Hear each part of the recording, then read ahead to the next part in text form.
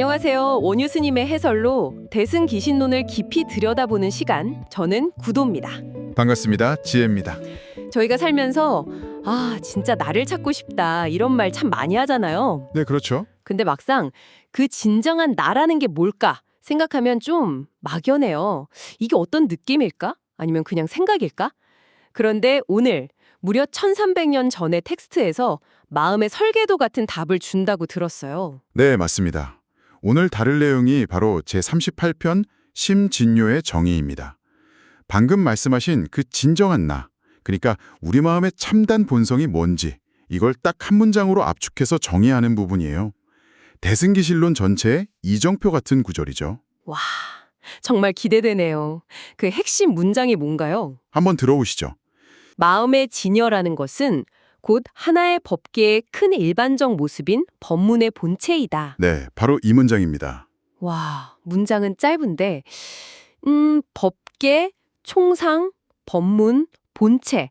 솔직히 처음 들으시면 이게 다 무슨 말이지? 하실 것 같아요. 저도 그렇고요. 하하, 그렇죠. 우선 제일 중요한 심진여라는 말부터가 좀 낯설거든요. 이게 정확히 뭔가요? 심진요. 이걸 쉽게 말하면요. 우리 마음에 있는 그대로의 참된 본성을 뜻해요. 그래서 오늘은 이 한 문장이라는 압축 파일 안에 담긴 4가지 핵심 키워드를 하나씩 풀어볼 겁니다. 그 참된 본성이 도대체 어떤 성격을 갖는지 같이 탐험해 보는 거죠. 압축 파일을 툰다는 비유 좋네요. 그럼 이 문장이 앞으로 이어질 모든 설명의 출발점이다. 이런 말씀이시군요. 정확합니다. 원효 스님은 이 구절을 약표라고 부르셨어요. 약표요. 그건 또 무슨 뜻인가요? 약표, 그러니까 간략한 표지판이라는 뜻이에요. 우리가 여행 가기 전에 지도에 목적지를 딱 찍어두잖아요. 네네. 그런 것처럼 본론에 들어가기 전에 자, 우리가 탐구할 진열한 바로 이런 겁니다 하고 최종 목적지를 먼저 선언하는 거죠. 일종의 헤드라인이나 주제문이라고 보시면 돼요. 아하, 앞으로 우리가 길을 잃지 않도록 세워두는 커다란 이정표 같은 거군요. 좋습니다. 그럼 그 헤드라인을 본격적으로 한번 분석해 볼까요? 4가지 키워드가 있다고 하셨죠. 네, 오늘은 일법계, 대총상, 법문, 체 이 4가지 키워드를 차례대로 꺼내볼 겁니다. 이걸 통해서 진여의 존재 범위, 보편적 속성, 또 실천적인 기능, 그리고 근본적인 위상까지 모두 드러나게 됩니다. 그럼 첫 번째 키워드부터 꺼내보죠. 일법계, 이건 뭔가요? 원문에서 곧 하나의 법계라고 한 부분이죠. 일법계, 우리말로 하면 단 하나의 통일된 세계를 의미해요. 근데 여기서 정말 중요한 건요. 이 진여라는 세계가 저 멀리 어딘가에 있는 신비로운 이상량이 아니라는 거예요. 그래요? 네, 바로 우주 만물이 발딛고 서 있는 지금 여기, 이 세계 그 자체라는 뜻입니다. 오, 저는 진여라고 하면 뭔가 이 현실 세계를 벗어난 고요하고 신성한 경지 이런 걸 상상했거든요. 그게 아니라 바로 이 세계 자체라고요? 그럼 제가 지금 보고 듣고 느끼는 이 모든 게 다 그 일법계 안에 있다는 건가요? 바로 그겁니다. 슬픔, 기쁨, 갈등, 사랑이 펼쳐지는 바로 이 현실 세계가 진여의 무대라는 거죠. 이걸 알아차리는 게 모든 것의 시작입니다. 와, 스케일이 갑자기 확 커지네요. 알겠습니다. 그럼 두 번째 키워드는 뭐죠? 두 번째는 대총상입니다. 여기서 총상이라는 말이 개별적인 차이를 넘어선 보편적 특성을 의미하거든요. 원효 스님께서 아주 멋진 비유를 드셨어요. 바로 그릇하고 흙의 비유입니다. 그릇과 흙이요? 네, 세상에는 밥그릇, 찻잔, 항아리처럼 모양이 제각각인 그릇들이 있잖아요. 이게 바로 별상, 그러니까 개별적인 모습이에요. 하지만 그 모든 그릇의 재료는 본질적으로 흙으로 같죠.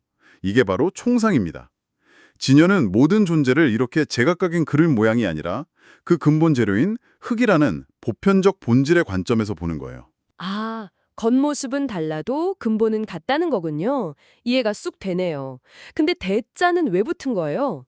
그냥 총상이 아니라 대총상이잖아요. 아주 좋은 질문이에요. 그게 단순히 그릇과 흙 정도의 차원을 넘어서요.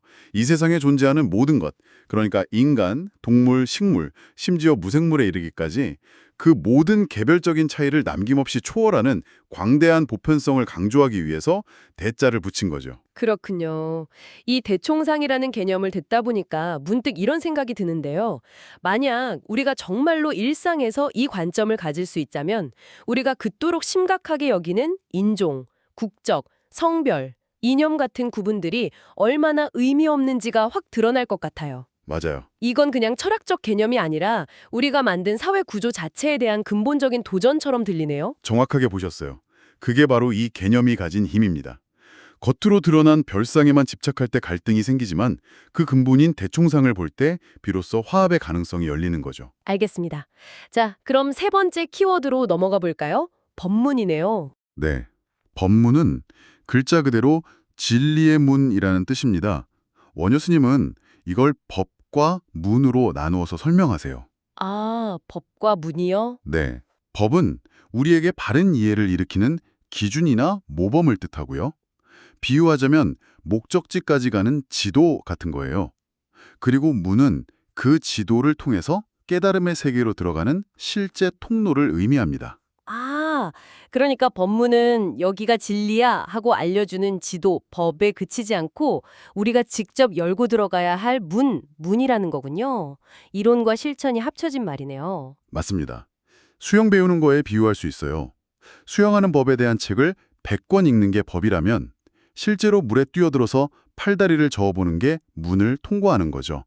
책만 읽어서는 절대 수영 못하잖아요. 그렇죠. 진여는 머리로만 이해하는 지식 체계가 아니라 우리가 직접 통과해서 들어가야 할 문, 아주 실천적인 의미를 담고 있습니다. 머리로만 아는 건 아무 소용이 없다는 말이군요. 아주 강렬하게 와닿습니다. 그럼 마지막 네 번째 키워드는 뭔가요? 마지막 키워드는 체, 즉 본체입니다. 본체라면 이 모든 것의 가장 근본이 되는 실체, 이런 의미겠죠? 네. 진여가 앞서 말한 일법계, 대총상, 법문에 변치 않는 근본 실체라는 뜻이에요. 영화관을 생각해보면 쉬워요. 스크린에 비친 온갖 장면들이 우리가 경험하는 현상세계라면 진여는 그 모든 그림자를 만들어내는 영사기의 빛과 같은 실체입니다. 아, 그림자는 계속 바뀌지만 빛 자체는 변하지 않잖아요? 단순히 이런 개념이 있다는 관념이 아니라 모든 현상을 가능하게 하는 실제 아는 궁극적 본체라는 선언인 거죠. 와, 정말 압축적이네요. 정리해보면 진여는 이 세상이라는 하나의 통일된 무대, 일법계이자 모든 존재의 보편적인 근본 재료, 대총상이고 또 우리가 깨달음으로 들어가는 실천의 통로, 법문이면서 이 모든 걸 가능하게 하는 궁극적인 실체, 체로군요. 와, 완벽하게 정리하셨어요. 이 정의를 통해 대승기 신론은 진요가 텅 비고 공허한 게 아니라 모든 존재를 감싸 안고 깨달음으로 이끄는 그야말로 생명력으로 꽉 찬 실제임을 선언하는 겁니다. 이렇게 심오하고 중요한 정의를 저희가 일상이나 수행에 어떻게 적용해 볼 수 있을까요? 사실 듣기에는 너무 좋은데 막상 화나는 일이 생기거나 스트레스 받을 때 이걸 떠올리기가 쉽지 않을 것 같거든요. 물론입니다. 그래서 두 가지 구체적인 방법을 제안해 드릴 수 있어요. 첫째는 흙을 보려는 의식적인 노력입니다. 우리는 보통 개별적인 차이, 그러니까 그릇의 모연인 별상에만 집중하잖아요. 네, 그렇죠. 나와 다른 의견을 가진 사람, 내가 싫어하는 행동을 하는 사람을 볼 때 우리는 그 사람의 겉모습과 행동이라는 그릇만 봅니다. 하지만 그 순간에 의식적으로 아, 저 사람도 나와 같은 흙으로 만들어졌지 하고 그 대총상을 보려고 아주 잠깐이라도 노력하는 거예요. 그게 참 말은 쉬운데 특히 감정이 격해졌을 때는 정말 어려울 것 같아요.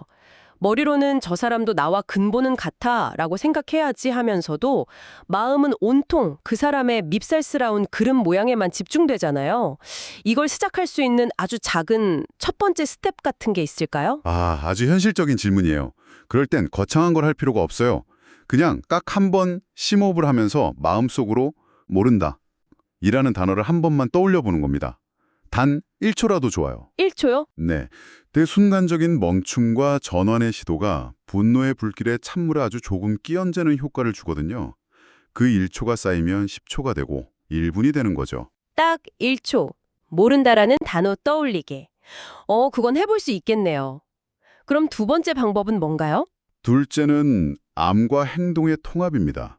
진여가 법문, 즉 이론법과 실천문의 통합이라는 걸 기억하는 거예요. 모든 것은 하나로 연결되어 있다는 진리를 머리로만 이해하는 데 그치지 않는 거죠. 예를 들어 오늘 이 내용을 듣고 아, 좋은 얘기 들었다 하고 끝내는 게 아니고요. 오늘 만나는 단 한 사람에게라도 아, 이 사람과 나는 근본이 같지?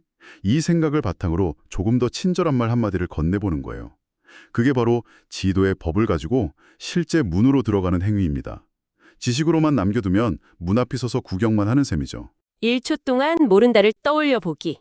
그리고 단 한 사람에게라도 그 마음으로 말 걸어보기. 정말 구체적이라서 좋네요. 꼭 기억하겠습니다. 오늘 내용이 정말 중요한 만큼 더 와닿는 현대적인 비유가 있다면 좋겠어요. 흙과 그릇 비유도 좋았지만 지금 우리 시대에 맞는 비유가 있을까요? 그럼요. 컴퓨터의 운영체제 OS를 생각하면 아주 쉽게 이해할 수 있습니다. 지금 여러분이 쓰시는 윈도우나 맥OS 같은 거요? 아, 운영체제요? 흥미롭네요. 네. 첫째, OS는 워드든 게임이든 웹브라우저든 모든 프로그램에 실행되는 하나의 통일된 시스템이죠. 이게 바로 일법계입니다. OS를 벗어나서는 아무것도 할 수가 없어요. 네. 둘째, 앱들의 기능은 각기 다르지만 이게 별상이죠. 파일을 열고 저장하고 화면에 글자를 표시하는 등 공통된 기반 규칙 위에서 작동합니다. 이게 바로 대총상이에요. 겉모습은 달라도 OS라는 보편적 규칙을 공유하는 거죠. 아, 그렇네요. 셋째, 우리는 아이콘을 클릭하는 식으로 OS라는 인터페이스 법문을 통해야만 프로그램으로 들어갈 수 있죠. OS는 우리에게 프로그램을 쓸 수 있는 기준, 법을 제공하고 실제로 그 기능으로 들어가는 통로, 문이 되어주고요. 마지막으로 수많은 프로그램이 설치되고 삭제되어도 OS라는 근본 플랫폼, 채는 변치 않고 그대로 있습니다. OS는 프로그램의 그림자가 아니라 프로그램을 가능하게 하는 변하지 않는 실체죠. 와, 운영체제 비유를 들으니까 심진여가 막연한 철학적 개념이 아니라 모든 것을 가능하게 하는 구체적이고 근본적인 시스템이라는 게 확 와닿아요. 아까 말씀하신 꽉 찬 실제라는 말이 무슨 뜻인지 이제 정말 알 것 같아요. 그렇죠. 근데 한 가지 궁금한 점이 생겼어요. 어떤 점이죠? 이 비유가 정말 탁월하지만 한 가지 함정이 있을 수도 있겠다는 생각이 들어요. 운영체제는 개발자나 프로그래머, 즉 외부의 지성이 설계하고 만든 거잖아요. 네, 맞습니다. 그렇다면 이 비유를 따를 때 진여 역시 어떤 우주적인 설계자가 만든 시스템이라고 오해할 수도 있지 않을까요? 이 텍스트가 말하는 게 그런 의미인가요? 아니면 여기서 비유가 멈추는 건가요? 이야, 정말 날카로운 지적입니다. 그 지점까지 생각하셨다니 대단하네요. 바로 거기서 비유의 한계가 드러나고 더 깊은 이해가 시작됩니다. 아, 결론부터 말하면 이 비유는 진여의 기능과 구조를 설명하기 위한 것이지 기원을 설명하기 위한 게 아니에요. 대승기신론에서 말하는 진여는 외부의 누군가가 만든 게 아니라 본래부터 스스로 존재하는 우리말로 하면 내재적 시스템에 가깝습니다. 설계자 없이 스스로 작동하는 자연법칙처럼요. 그 질문 덕분에 아주 중요한 지점을 짚고 넘어가게 되네요. 아, 그렇군요. 오해할 뻔했는데 명확하게 설명해 주셔서 감사합니다. 그럼 오늘 깊이 들여다본 심진여의 정의를 마지막으로 정리해 주시죠. 핵심은 세 가지로 요약할 수 있습니다. 첫째, 진여는 쪼개진 세상이 아니라 하나의 통일된 세계, 일법계, 이자 보편적 본질, 대총상입니다. 세상 만물이 서로 다른 듯 보여도 근본적으로는 하나의 운영체제 안에서 돌아가는 시스템이라는 거죠. 네. 둘째, 진여는 단순한 지식이 아니라 우리가 깨달음으로 들어가야 할 실천의 통로, 법문, 이자 모든 현상의 바탕이 되는 변치 않는 근본, 체입니다. 즉, 이론과 실천이 통합된 길이라는 뜻이죠. 그리고 마지막으로요? 이 모든 것에 종합하면 진여는 텅 빈 개념이 아니라 OS처럼 모든 존재를 구체적으로 작동하게 하는 꽉 찬 실제라는 점입니다. 여러분의 마음이 바로 그 운영체제라는 거죠. 이 중에서 딱 하나만 기억해야 한다면 뭘까요? 겉모습은 달라도 모든 것의 근본은 하나로 연결되어 있다는 감각. 그 연결된 느낌을 기억하시면 좋겠습니다. 네, 감사합니다. 겉모습이 아닌 근본의 연결성. 꼭 기억하겠습니다. 다음 시간에는 어떤 내용을 다루게 되나요? 다음 39편에서는 오늘 정의한 진여의 구체적 특성을 본격적으로 파고듭니다. 마음의 본성은 생겨나지도 없어지지도 않는다는 내용과 세상의 모든 차별은 오직 망념 때문에 생긴다는 아주 중요한 구절을 살펴볼 거예요. 아, 망념이요? 네. 여기서 망념이란 우리말로 하면 그릇된 생각이나 착각을 뜻합니다. 진열하는 우리 마음의 진짜 모습을 알려면 먼저 우리가 어떤 착각 속에 살고 있는지부터 알아야 한다는 이야기겠군요. 정말 기대됩니다. 오늘 깊이 있는 설명 정말 감사합니다. 감사합니다. 오늘 이 이야기가 여러분 각자의 마음을 들여다보는 작은 지도가 되었기를 바랍니다. 그럼 저희는 다음 시간에 다시 찾아뵙겠습니다.